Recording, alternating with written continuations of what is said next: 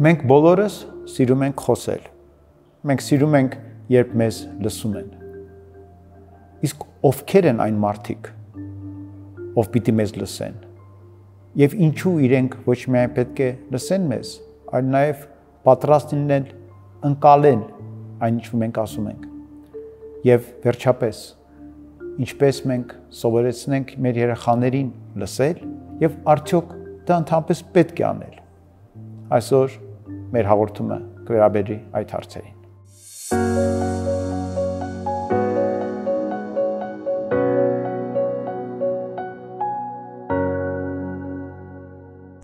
Ինչու ենք մենք նախընտրում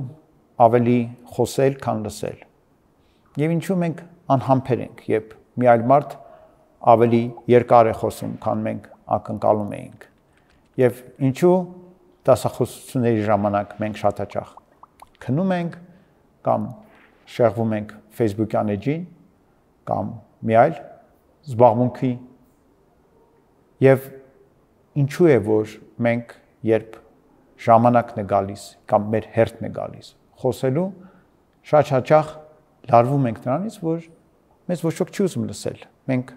նայում ենք մեր շրջապատը եւ տեսնում ենք որ բոլորը այսպես ակնկալում են երբ է մեր հերթը վերջանալու որ իրենք խոսեն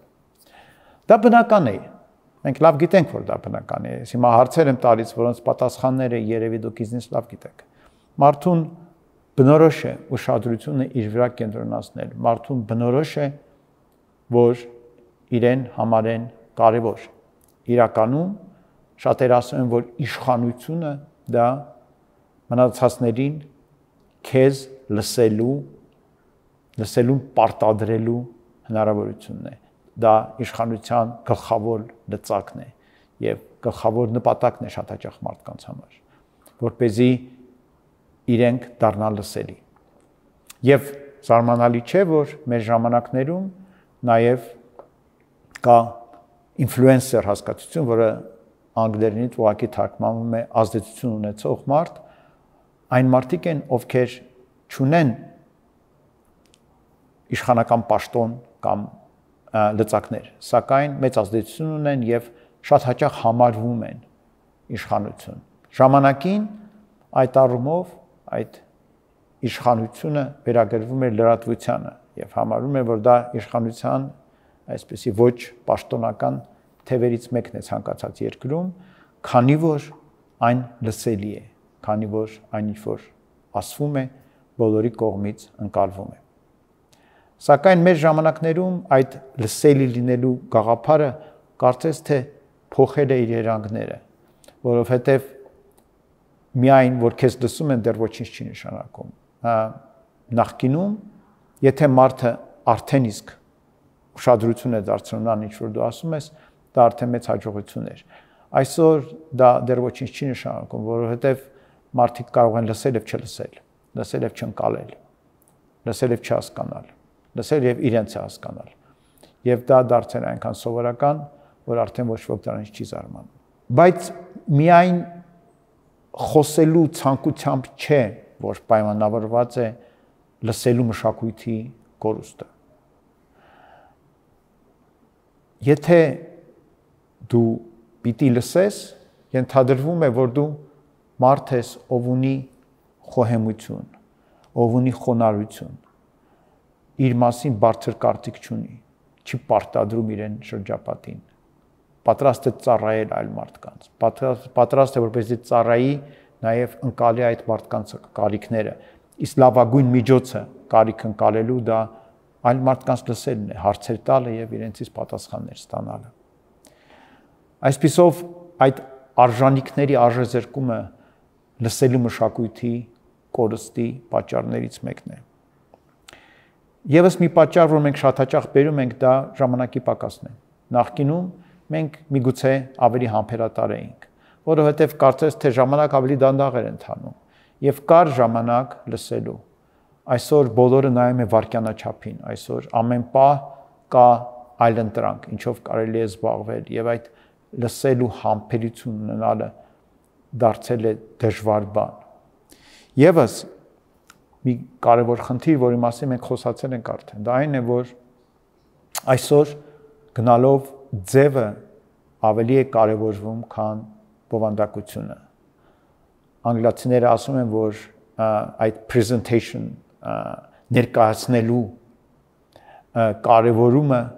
շատ ավելի բարձր է, քան թե դու ինչ բովանդակություն ունես որպես մարդ։ Ավելի կարևոր է թե ինչպես ես դու ներկայանում եւ մարդիկ ընկած են ներկանալու յետևից։ Եվ բնականաբար այդ պայմաններում դու ուզում ես, որ քեզ հնարավորություն տան ելույթ ունենալու, խոսելու, որպեսզի այլ ավելի լավ ներկայանաս։ Եվ բնականաբար լսողը, ինչպես մենք հասկացանք սկզբից, դա այդ ենթարկվողն է, ով թույլ է, ով ստիպված է լսել, ով այլընտրանք չունի հնարավորություն եւ ռեսուրս իրեն պարտադրելու մնացածներին եւ ներկայանալու։ Դրա հետ մեկտեղ զարմանալիորեն լսողները կարևորվում են։ Լսելու կարողությունը գնահատվում է։ Լսողների բոլորը սիրում են։ Մարդիկ, ովքեր ուշադիր են մեր նկատմամբ, մենք այդ մարդկանց ուզում ենք ունենալ մեր շրջապատում, ուզում ենք իրենց հետ անընդհատ կապի մեջ լինել, որովհետև իրենք կան հազվագյուտներն են, ովքեր ոչ թե տարված են եսասիրությամբ եւ եսակենտրոնությամբ, այլ ուշադիր են նաեւ մեր նկատմամբ։ Հիմա կրթության մեջ լսելը ունի մեծ դերակատարում։ Մենք այնքան ենք արժեզրկել լսելը, եւ դա հիմնականում եղավ այդ կառուցողական մոտեցումների, Պիաժեի մոտեցումների ազդեցության ներքո։ Այդ որ երեխան պետք է սովորի կառուցելով սեփական գիտելիքը եւ սեփական պատկերացումները, ենթադրում է, որ նա պետք է լինի ակտիվ կողմը, ոչ թե պետք է լսողը լինի, այլ պետք է խոսացողը լինի, պետք է ստեղծողը լինի։ Բայց դա շատ հաճախ հասկացվում է տառացիորեն։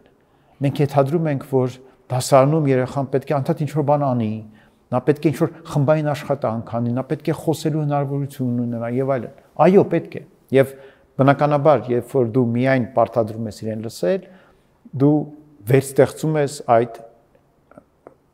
իշխանություն ունեցող ուսուցիչ եւ ենթարկվող աշակերտ մոդելը, որը այնքան էլ արդյունավետ չէ։ Բայց մյուս կողմից, երբ որ դու դրա հակառակն ես անում, դու արժեզրկում ես լսելը։ Իսկ դա շատ կարևոր է, որովհետեւ ոչ միայն սովորում ենք մենք, երբ մենք մի բան անում ենք, մենք սովորում ենք, երբ լսում ենք։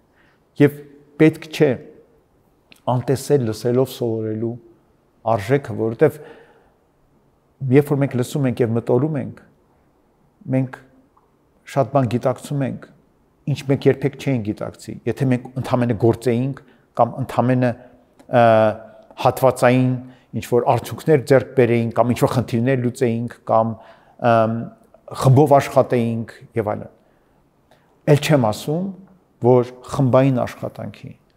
կարևոր գործոններից մեկը, դրա հաջողության կարևոր գրավականներից մեկը մյուսին լսելն է։ Ուրեմն ինչպես մենք անենք, որպեսզի